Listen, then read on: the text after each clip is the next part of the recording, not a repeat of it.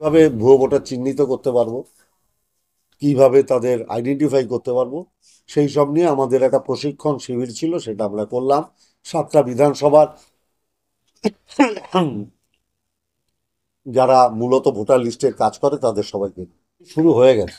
আমাদের এখানে যেদিন মমতা ব্যানার্জি নেতাজি ইন্ডোর স্টেডিয়ামে ঘোষণা করেছেন, আমাদের নেতা সাংসদ অভিষেক বন্দ্যোপাধ্যায় ঘোষণা করেছেন, তার পরের দিন থেকেই সারা ব্যারাকপুর জুড়ে ভোটার লিস্টের আরো ভালো করে স্ক্রুটিনির কাজ শুরু হয়ে গেছে। না না, ডোর টু ডোর যাওয়া, দেখা যে যে যার নাম ভোটে আছে সে আদৌ আছে কিনা, কারণ এরকম প্রচুর নাম পাওয়া যাচ্ছে যে এখানেও নাম আছে বাইরেও নাম আছে।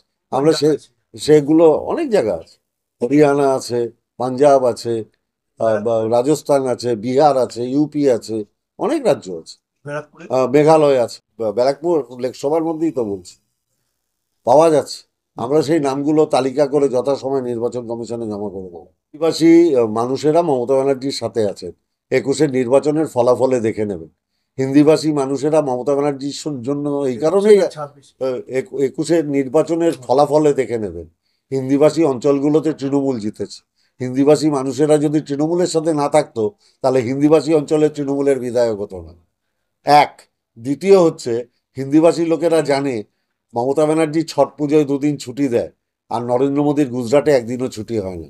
অতএব হিন্দিভাষীকে কারা সম্মান করে আর কারা করে না হিন্দিভাষী মানুষেরা জানে। ও খুব ভালো, ওরা ব্যারাকপুর নিয়েই থাকুক, যাতে আমরা 275টা আসন বিধানসভায় পেতে পারি।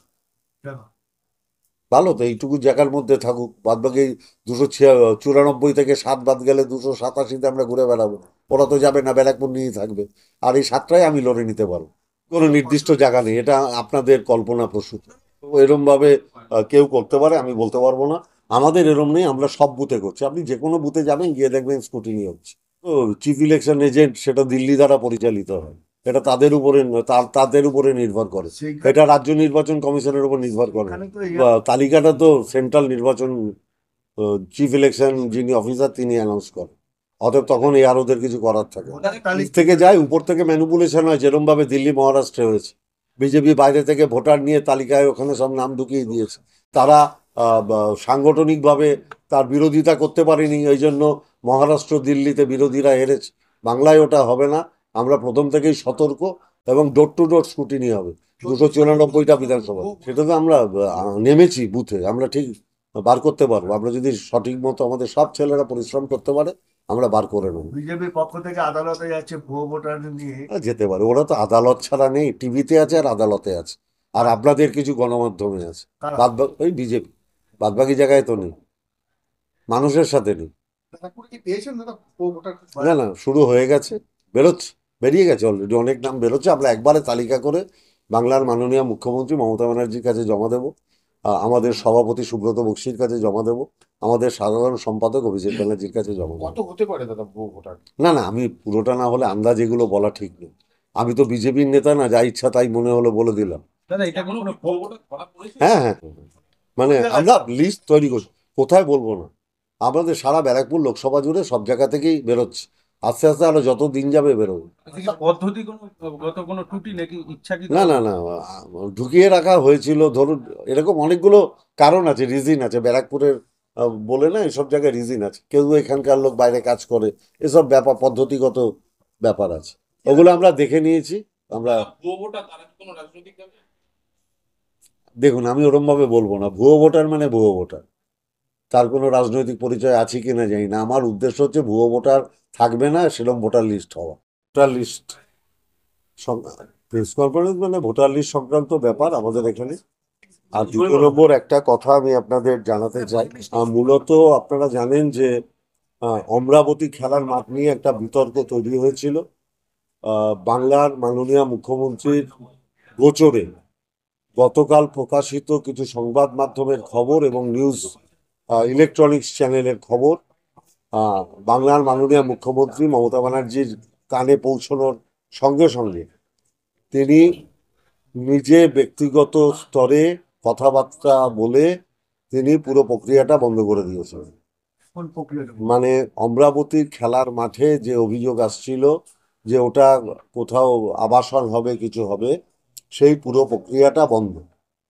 এবং অলরেডি বাংলার মাননীয় মুখ্যমন্ত্রী পানিহাটির সমগ্র মানুষের সেন্টিমেন্ট তথা ওই এলাকার মানুষের সেন্টিমেন্টকে সর্বাধিক গুরুত্ব দিয়ে তিনি বলেছেন যে ওই জমিটা রাজ্য সরকার অধিগ্রহণ করে নেবে এবং তার জন্য প্রক্রিয়াগত ব্যাপার আছে, কারণ ওই জমিটা চ্যারিটেবল ট্রাস্টকে দেওয়া হয়েছিল চ্যারিটেবল কাজ করবার জন্য এবং শুধুমাত্র ওই জমিটা ব্যবহৃত হতে পারত চ্যারিটেবল কাজের জন্য। এবং ওখানে একটা অনাথ আশ্রম ছিল, যারা সোদপুর ওই ওরিয়েন্টেশনে আমার যেহেতু ছোটবেলা কেটেছে আমি জানি, ওখানে একটা অনাথ আশ্রম ছিল। ওই আশ্রমের মাঠে খেলাধুলো হতো, পাশে মুরলীধর পল্লীর মাঠ ছিল, পাশে অমরাবতীর মাঠ ছিল, একটা বড় জলাশয় আছে সমগ্র এলাকাকে। জলাশয় বড় জলাশয়, আমার ছোটবেলার স্মৃতি যতটা মনে পড়ছে বললাম। 87 একরের মতো বোধহয় জায়গা আছে, 87 একর আমার যতদূর শুনেছি।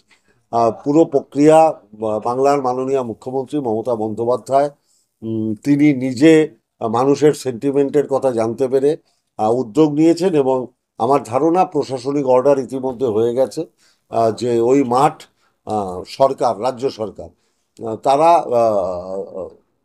ওটাকে ভেস্টেড ল্যান্ড করার জন্য হয়তো তার প্রক্রিয়া শুরু করবে। তারপরে ভেস্টেড ল্যান্ড হয়ে গেলে স্বাভাবিকভাবেই ওটা সরকারের জমি হবে।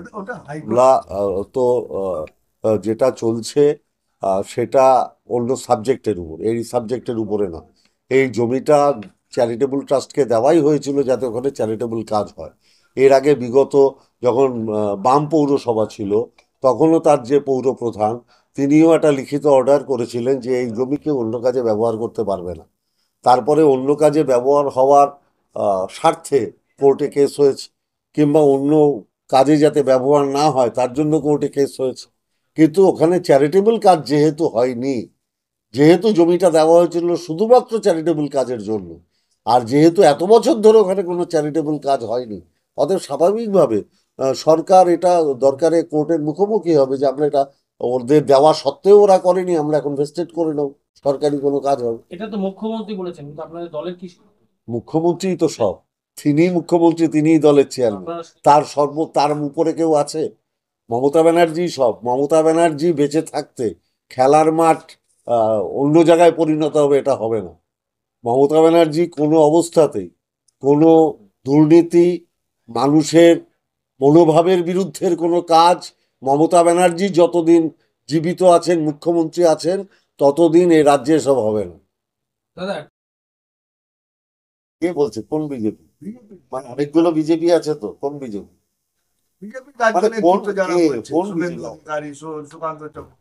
ওরা দুজনে এক কথা বলে না, আলাদা আলাদা বলে। এখন এটা কে বলেছে? শুভেন্দু আর সুকান্ত বাবু এক কথা বলেন, এ যা বলে ও তার উল্টোটা বলে। এখন কোন বিজেপি নেতা বলেছে বললে উত্তর দেওয়া সুবিধা। শুভেন্দু অধিকারী বলেছে যেটা যে লক্ষ লক্ষ ভুয়ো ভোটার ভরে গেছে, সঠিক সংখ্যা কি সেটা? এটাই উনি সঠিক বলছেন। লক্ষ লক্ষ কোথায়? ভোটার, হ্যাঁ, সেটা আমরা নন্দীগ্রামে ভালো করে স্কুটিনি করছি। দাদা, ভুতুড়ে ভোটার বলছেন, আপনার ভুতুড়ে ভোটারের সংজ্ঞাটা কি? আমরা কোথায়? আমরা বলছি ভুয়ো ভোটার। ভুতুড়ে ভোটার আমাদের ভাষা নয়। আমরা বলছি ভুয়ো ভোটার থাকবে না, আমরা শুদ্ধ ভোটার তালিকা চাইছি। আমরা তো বলছি না ও রাজনৈতিক দলের, ও রাজনৈতিক দলের হিসাবে। আমরা বলছি আমরা শুদ্ধ ভোটার তালিকা প্রকাশিত হোক, এটাই আমরা চাই। এবং তার জন্য আমাদের যা যা পরিশ্রম করার, যে যে পদ্ধতি অবলম্বন করা, আমরা সেটা করি। এটা আমাদের দলের ব্যাপার। রাজনৈতিক দলগুলো তারা তাদের মতন করে আন্দোলনে নেমেছে। দলগতভাবে আপনাদের ওখানে এই যে মাঠটাকে বাঁচানোর জন্য মুখ্যমন্ত্রীর সিদ্ধান্ত, সেটা অনেক সময় সাপেক্ষ। না না, দলগতভাবে কোনো সময় সাপেক্ষ না। মুখ্যমন্ত্রী মমতা বন্দ্যোপাধ্যায়ের নির্দেশ ছাড়া তো আমি আপনাদের বলতে পারছি না। আমি যখন আপনাদের বলছি তো তার উইদাউট পারমিশন, তার নির্দেশ ছাড়া আমি বলতে পারছি? মমতা ব্যানার্জি শুনে আটকে দিয়েছেন। যেই মুহূর্তে আপনাদের সংবাদ মাধ্যমকে আমি ধন্যবাদ দেব যে আপনাদের মাধ্যমে খবরটা তার কানে পৌঁছেছে এবং তিনি সঙ্গে সঙ্গে অ্যাকশন নিয়েছেন। কানে যাওয়া মাত্র তিনি দ্রুত সিদ্ধান্ত নিয়েছেন, 1 সেকেন্ড সময় নেননি। এবং আমি দ্ব্যর্থহীন ভাষায় বলতে পারি, বিরোধীদের কাজ বিরোধিতা করা, পজিটিভ কোনো অ্যাপ্রোচ বিরোধীদের নেই। আর মমতা বন্দ্যোপাধ্যায় সবসময় পজিটিভ অ্যাপ্রোচ নিয়ে কাজ করেন। মানুষ যেটা চায় মমতা ব্যানার্জি সেটা করেন, মানুষ যেটা চায় না মমতা ব্যানার্জি সে কাজ জীবনে কোনো দিন করেন। ওই জায়গাটা নিয়ে কি করবে রাজ্য সরকার? অধিগ্রহ করে কি করবে সেটা রাজ্য সরকার সিদ্ধান্ত নেবে, আমি বলতে পারবো না। আমি এখন কথা বলছি দলের একজন লোক হিসেবে, যেটা মমতা ব্যানার্জির নির্দেশে আমি আপনাদের সামনে কথা বলছি। রাজ্য সরকার ওই জমি নিয়ে কি করবে সেটা বলার মতো অবস্থানগত কোনো ভূমিকা আমার নেই। এটা তো আমি বলতে পারবো না, এটা সরকারি স্তরে সরকারি নির্দেশ যায়, কীরমভাবে যাবে সেটা মুখ্যমন্ত্রীর নিজস্ব ব্যাপার, এ সম্পর্কে আমার কোনো ধারণা নেই। এই প্রক্রিয়া কবে থেকে শুরু হবে? আজকে থেকে শুরু হয়ে গেছে।